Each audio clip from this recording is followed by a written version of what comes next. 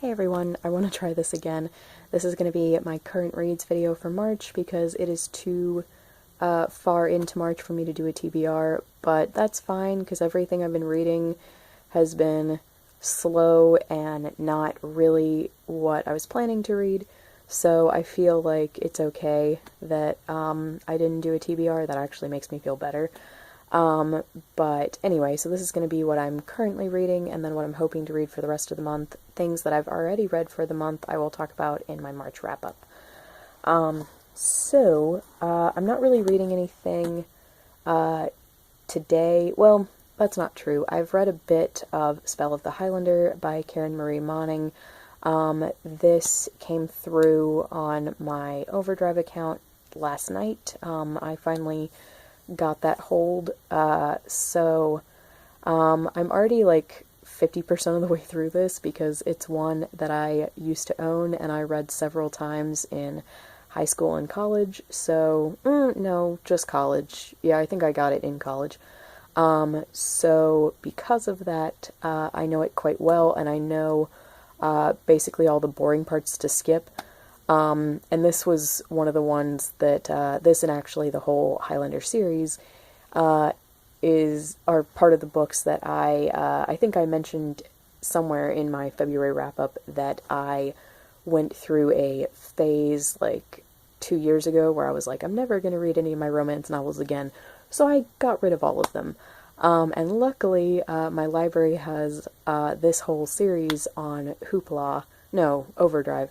So I've been gradually rereading them this month, and this is my fourth one that I've reread, and this is actually one of my favorites in the series. This and The Immortal Highlander are probably my two favorites. That is one I haven't reread yet. The only major difference is reading them now versus reading them in college. I definitely see some things that I have bigger issues with now, but what I do is they're the kind of books where you can't really take them seriously, so I'm kind of casting aside my issues with them and just having fun, because I kind of feel like that's their whole point, really. And I do really like this one. I like the characters and I like the story, so I'm about halfway through that, and I might finish it tonight, but I might not. I'm not totally sure. And then the other thing that I might read tonight is Quidditch Through the Ages by Kenilworthy Wisp, aka J.K. Rowling. I just got this audiobook on Audible yesterday. Yes, it came out yesterday, and I had pre-ordered it. And it's really cool because it's the first time that it's been turned into an audiobook, and it is narrated by Andrew Lincoln, who is an actor who I've only seen in like 2 or 3 things, but I like his acting and I like his voice, so I think he'll be a good narrator for it. And another thing that I didn't know until I started listening to it is they've actually added an hour and a half of extra bonus content that J.K. Rowling wrote for Pottermore, that I guess they've just compiled it all, and I think, based on what I've listened to so far, that they've probably tacked all that on at the end, which I think is better, because that way I can follow along in this all the way through, and then hopefully just set this down and listen to the rest by itself. And so far I'm really liking it. I've only listened to the foreword and a bit of the first chapter, but I really like Andrew Lincoln's voice for Dumbledore. It's very different from any other Dumbledore voice we've heard, whether it be Stephen Fry or Jim Dale or Michael Gambon or Richard Harris. But it's still like, it still sounds like Dumbledore. Like, it's kind of elderly, but wise, but amused, like, and I don't mean amused like he sounds funny, I mean he sounds like he's entertained by what he is telling us.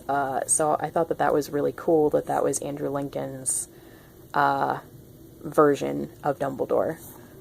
So yeah, so far, really enjoying this, and I'll probably finish it maybe tonight, but I'm also watching the web series in earnest while I clean my room, so I think I will only focus on this if I have already finished in earnest.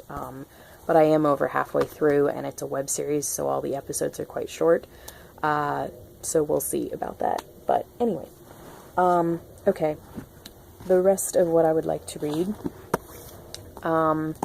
Tomorrow, and actually I don't think I have mentioned this yet, but this is A Dance to the Music of Time by Anthony Powell. Oh, the first movement.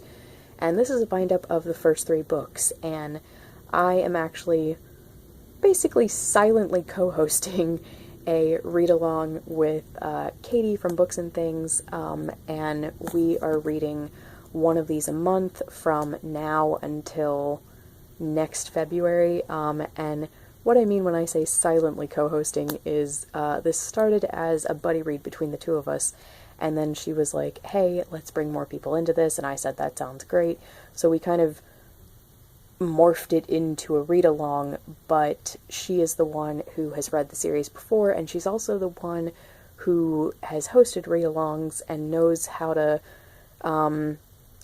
fix all that on Goodreads and everything. So she's letting me call myself a co-host, but I've been a pretty silent, poor co-host so far, so she's been very sweet about that. But since I have not read this yet, I felt kind of awkward about being more involved in the co-hosting part. But anyway, so we're reading one of these a month, starting this month, until next February, because this is a 12-book series, and so this month we're reading Question of Upbringing, which is the first book, and Katie, of course, has already finished, but luckily this is one of those read-alongs where we didn't set dates, it's just everybody read at their own pace for the month, so I have not actually started yet, and I'm hoping to maybe marathon read/listen to this tomorrow so that I finish it. The first book is only about 6.5 hours long, so I think, and I do want to start it over because I'm 45 minutes into the audiobook narrated by the wonderful Simon Vance, but that was like a week ago when I started it, and I'm a little lost, and I think this is one of those books where I need to sit down and focus on it, and I need to read it all in one go. I don't know why I feel this way. I just feel like I would be lost if I kept trying to go back to it. So anyway, reading this tomorrow. And also, if anyone still wants to join, since we're kind of not doing a set time, except you just have to read it within the month, I will try to link the Goodreads group down below.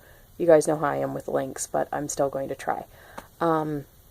So yes, I'm really excited about this because there were some people in the group who had never read any Anthony Powell like me, and then there were others who were like, oh, I read this years ago and I'm really excited to reread it, or I've read this like 10 times and I want to reread it, and yeah, it's fantastic. So I'm really excited to keep looking at people's opinions on it, and I don't know if we're going to do, I think it'd be really fun to do a big discussion at the end, but I don't know how we would do that. I'll ask Katie and see if we can do something like that, but anyway, so there's that one. And then I have Anne of Windy Poplars by Ellen Montgomery. This I'm about 2/3 of the way through. I was supposed to buddy read this with Ange from Beyond the Pages back in February, I think, and it just didn't happen. I stupidly let this fall by the wayside, and yeah, so we ended up not reading it at the same time. But then I felt really like I didn't know if I wanted to read it because Ange read it and she didn't love it as much as the first 3, and with as much as I loved the first 3, I was very worried about this after she gave it, I think she gave it a 3-star review, and that just worried me, and the things that she was saying I completely understood, and I still, I feel like you can tell, or I could tell once I got into it, I was like, yeah, I can completely see what she's saying, but luckily, a third of the way through, I am not, like, I still feel like I'm enjoying it, even though it is very different from the first three, and it's much more of a vignette type story. I'm still really enjoying it, which makes me really happy, because I was very worried. But I want to finish this after A Dance to the Music of Time, or With the Music of Time? Wait, what is it? Where did it go? Oh, Dance to the Music of Time, okay. So that one. And then, after that, I probably want to read my, my book to movie adaptations for the month, which there are 4 of them.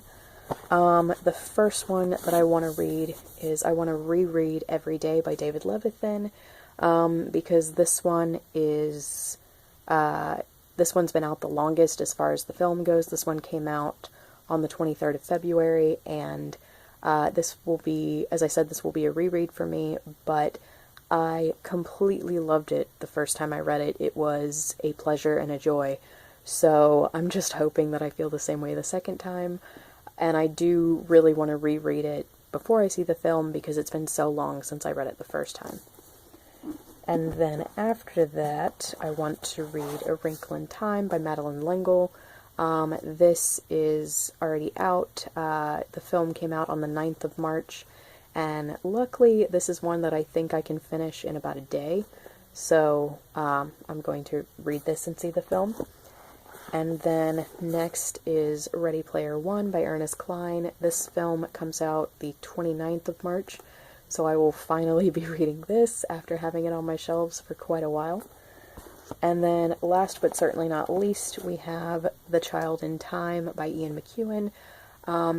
This got turned into a BBC, I want to say made-for-TV film. I think it is BBC and not ITV. I'm pretty sure it was BBC.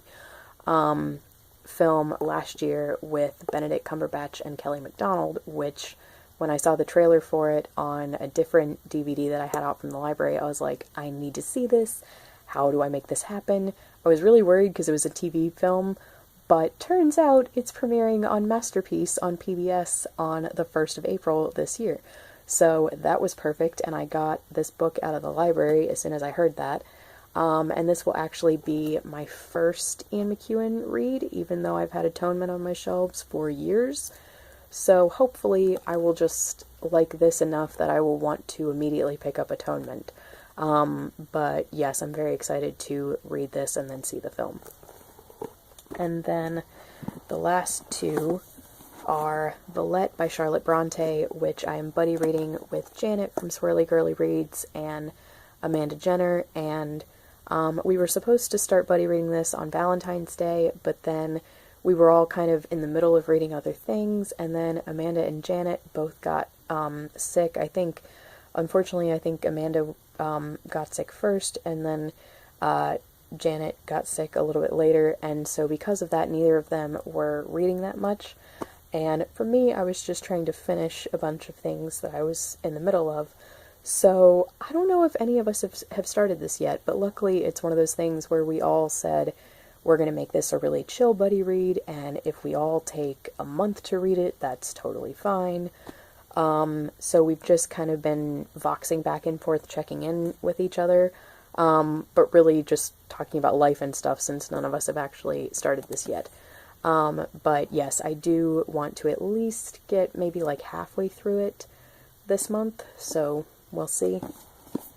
And then last but not least is How to Stop Time by Matt Haig, which I won through Goodreads, and I was supposed to read and review it before its February 6th release, and that did not happen.